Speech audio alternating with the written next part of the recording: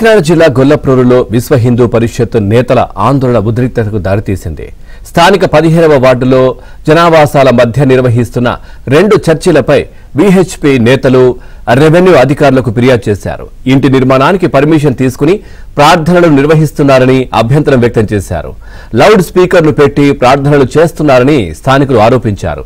దీనిపై 2 చర్చిల్లో ప్రార్థనలు నిలుపుదల చేసే నిర్వాహకులకు ఆర్డీఓ నోటీసులు ఇచ్చారు. మరోవైపు గొల్లప్రోలులో ఎటువంటి అవాంఛనీయ ఘటనలు జరగకుండా 144 సెక్షన్ విధించారు.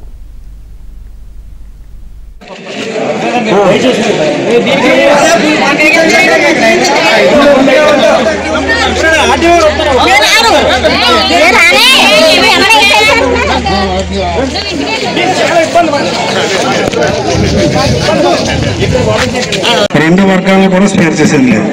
మీరు కోఆర్డినేటర్లుగా ప్రభుత్వ నిబంధనల ప్రకారం, మీరు కోఆర్డినేటర్ కాదు, ప్రభుత్వ నిబంధనల ప్రకారం ఈ 2 చర్చల్ని మేము క్లోజ్ చేస్తూ అధికారికంగా ప్రకటిస్తున్నాము. ఒక 25 minutes హాఫ్ అన్ అవర్లో అన్నర శాతం ఆర్డర్స్ కూడా తయారు చేస్తాం. కాపీ మీకు షేర్ చేస్తాం మేము.